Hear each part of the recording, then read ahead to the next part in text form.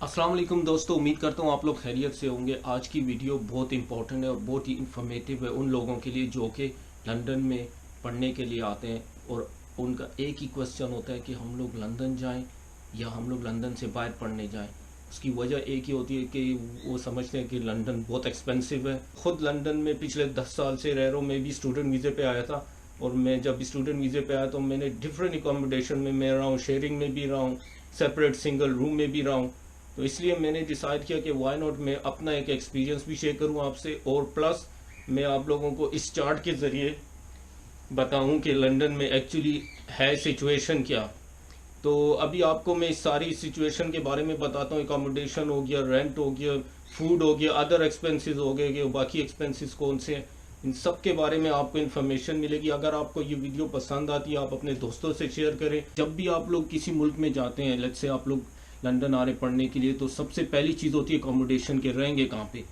और एकोमोडेशन भी ऐसी जगह हो जहाँ पे कि आप लोगों के अपने लोग हों, अपनी कम्युनिटी हो। वो आपके लिए ज़्यादा फ़ायदेमंद इसलिए है कि वहाँ पे मॉस्क होंगी, वहाँ पे आप लोगों को दूर दूर जाना नहीं पड़ेगा नमाज पढ़ने के लिए। वहाँ पे सारी आपकी जो अपनी देसी शॉप्स हैं वो अवेलेबल होंगी।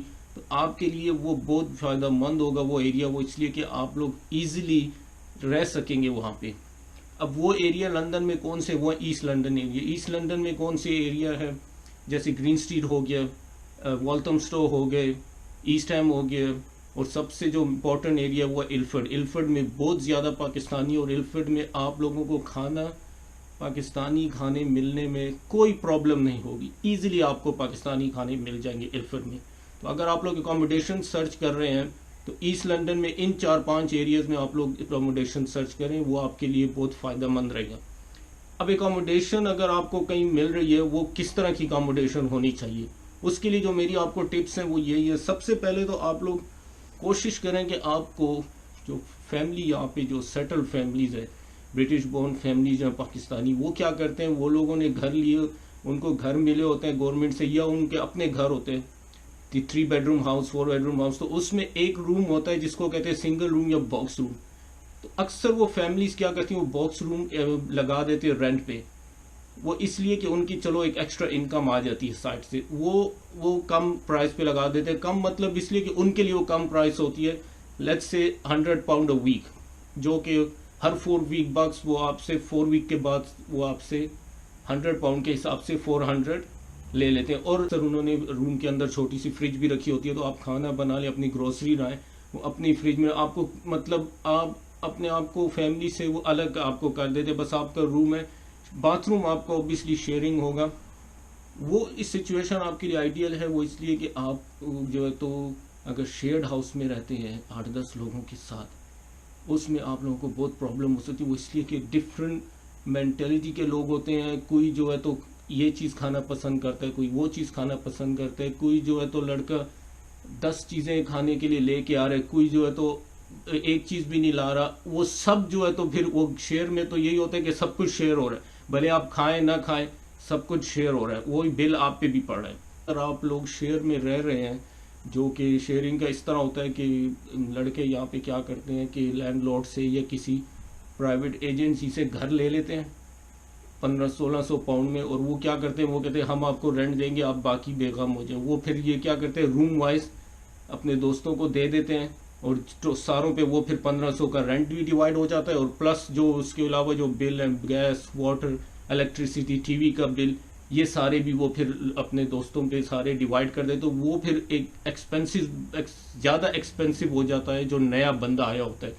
वो इसलिए कि वो जो पहले से रह रहे होते हैं वो तो फुल टाइम काम कर रहे होंगे, उनको कोई प्रॉब्लम नहीं होगी। लेकिन अगर आप स्टूडेंट पे आ रहे हैं तो आपके लिए स्ट्रेट अवे आते साथ ही 400-500 पाउंड देना बहुत मुश्किल हो जाएगा।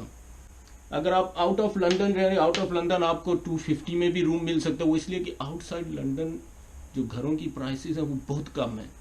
लेट्स से यहाँ पे अगर एक घर 1500 का है, तो वही घर out of London Manchester, Birmingham में आपको 600-700 पाउंड में भी मिल जाएगा।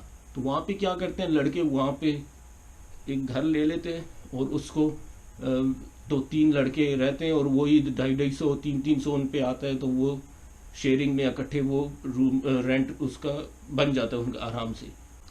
अब एकोमोडेशन के बाद जो सेकंड मोस्ट इम्पॉर्टेंट थिंग है वो है फूड। खाना पीना तो है, और हम जो पाकिस्तानी लोग हैं हमें तो खाना बहुत पसंद है, हम तो खाने के तो बहुत शौकीन है। तो इसलिए अगर आप खाने के बहुत शौकीन है आपको कोई फिक्र की करने की जरूरत। खाना यहाँ पे आप कह लो कि आपके अपने कंट्रोल में, आप थोड़ा खाते हैं ज़्यादा खाते हैं, और खाना है भी सस्ता।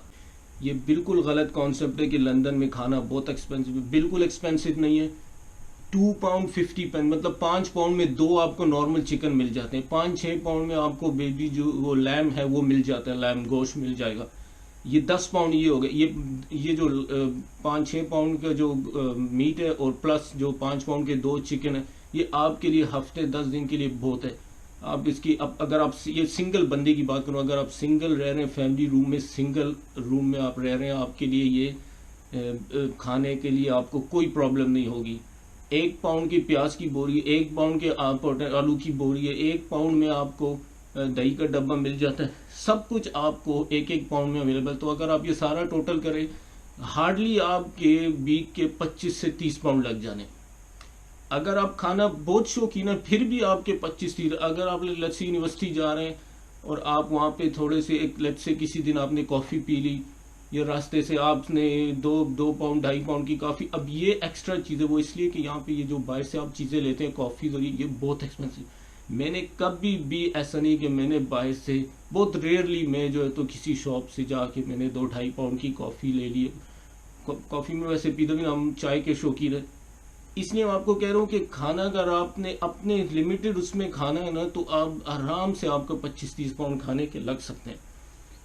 अकेले बंदे के ये मैंने फिर भी ज़्यादा फिगर लिख ली। आपके 100-150 में लंदन में आप खाना आराम से कर। आप ग्रोसरी शॉपिंग करने जा रहे हैं, आपको मेरी एडवाइस है आप अजदर जो है तो यहाँ पे सुपर स्टोर है, अजदर जाए, आपको सब कुछ सस्ता मिलेगा। 1-1 पाउंड में आपको सब कुछ मिलता जाएगा।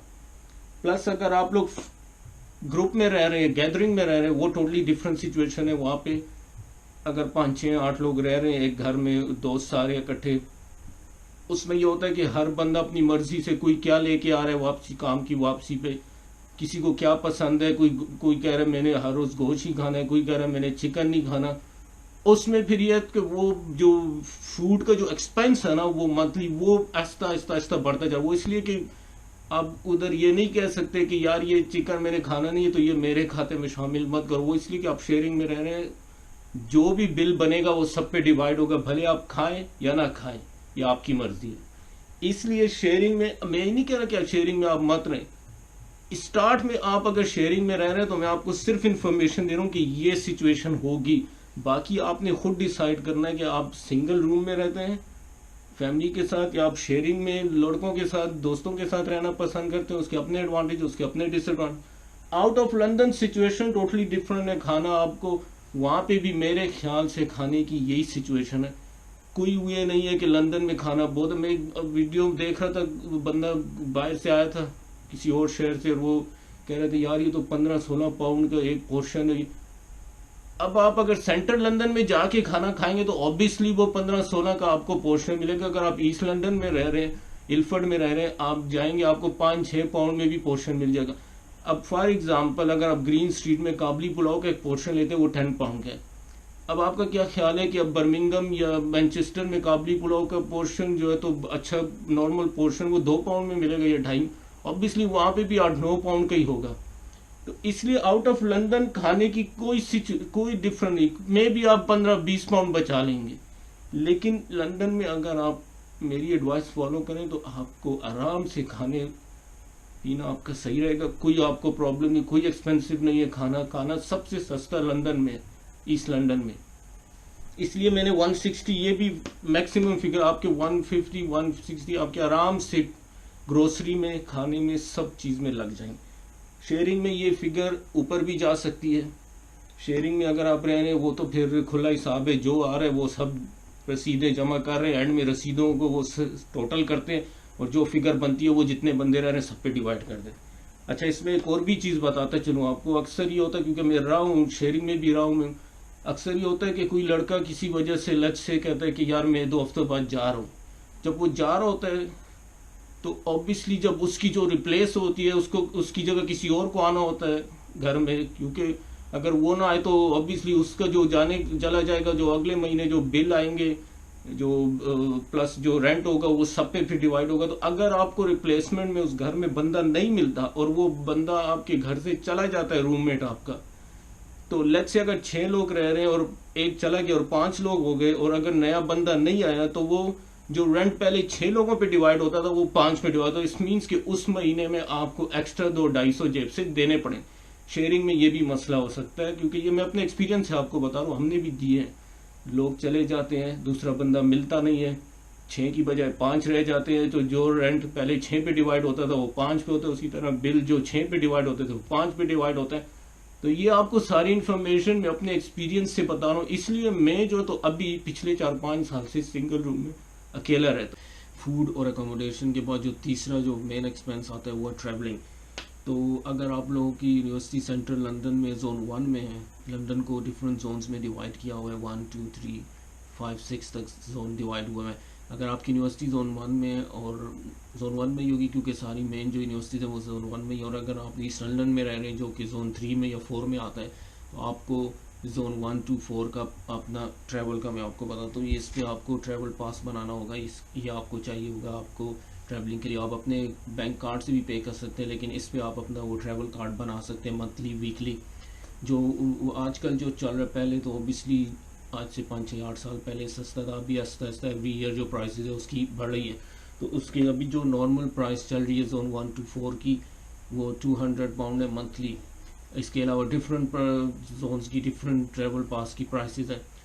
तो आपका लेट्स से कि 200 तक आपका ट्रैवलिंग पे खर्चा हो सकता है। वो इस तरह के आप 4 दिन आप लोग यूनिवर्सिटी जा रहे हैं, बाकी 1-2 दिन आप काम पे जा रहे हैं, संडे को आप आराम कर रहे हैं।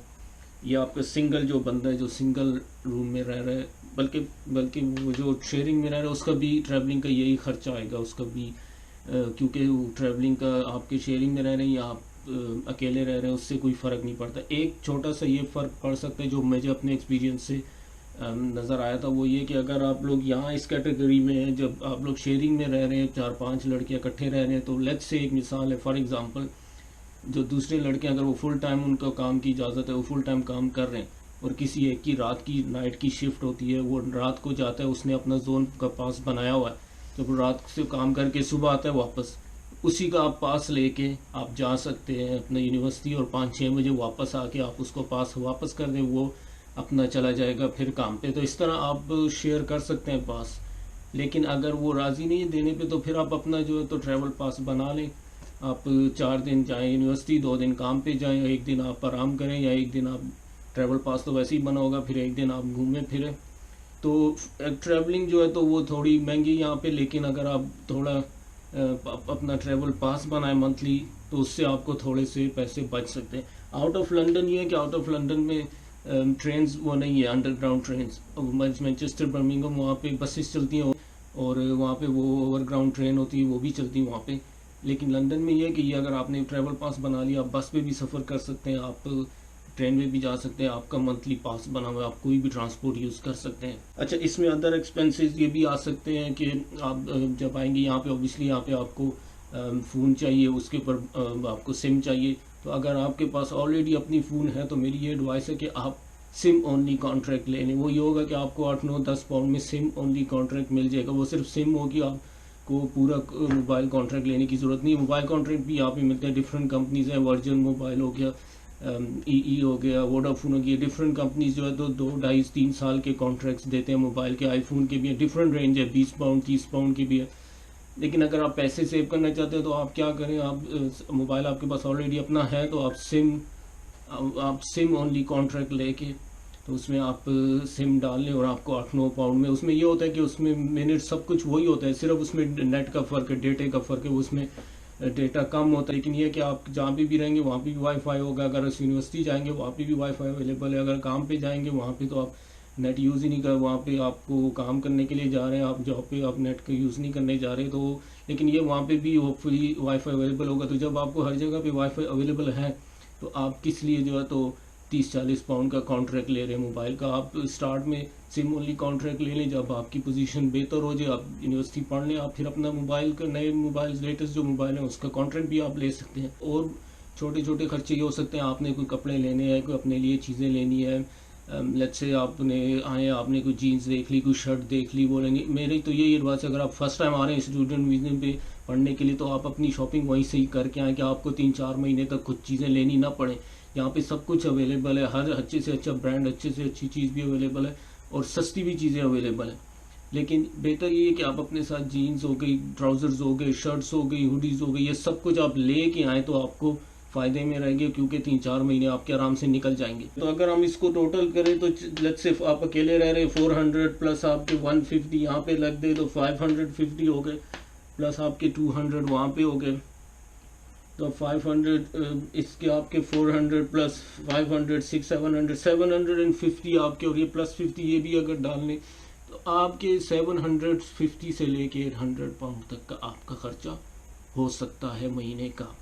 लेकिन अगर आप इस कैटेगरी में, तो इसकी कोई फिगर नहीं है। जब आप लड़कों के साथ ये शेयरिंग में रह रहे हैं, इस कैटेगरी में ये कोई भी फिगर आ सकती है, ऊपर भी जा सकती है, 800 भी हो सकते हैं, 900 भी हो सकते हैं, 1000 भी हो सकते हैं। आउट ऑफ लंदन भी इसी तरह आप अगर उसको टोटल करें तो वहाँ पे ऑब्वियसली कम हुआ है। अगर आपकी यूनिवर्सिटी है ही आउट ऑफ लंदन किसी और सिटी में, तो आप फिर वहीं कहीं जो है तो अपना ये सारा खर्चा आप उसमें कर सकते हैं आराम से। तो होपफुली अगर आपको या इस पर अगर इंफॉर्मेशन मिली है, आपको अच्छी इन्फॉर्मेशन मिली, आप अपने दोस्तों से शेयर करना चाहते हैं, आप कर सकते हैं। और इसी तरह में अगर आप चाहते हैं मैं आगे भी वीडियो बनाऊं जिसपे कि इनकम का बताऊं कि इनकम कितनी है यहाँ पे, स्टूडेंट्स के लिए कितनी इनकम है, जो फुल टाइम काम कर रहे हैं उनके लिए कितनी इनकम है, और जो जॉब कर रहे हैं वो कितनी इनकम कमा रहे हैं महीने के, कैसे कमा रहे हैं, पैसे भर घर भेज रहे हैं नहीं भेज रहे हैं, यहाँ पे उनके क्या खर्चे हो रहे हैं, लॉयर्स की फ़ीस देनी होती है और बहुत से खर्चे होते हैं। तो उस पर अगर आप लोग चाहते हैं मैं वीडियोज़ और इस तरह की बनाऊँ, इसी चार्ट पे मैं इस तरह बना के आपको एक्सप्लेन करूँ, तो आप कमेंट्स में बताएं, लाइक करें, शेयर करें और इंशाल्लाह सब्सक्राइब करना मत भूलें। आपसे इंशाल्लाह नेक्स्ट वीडियो में मिलता हूँ। अल्लाह हाफिज़।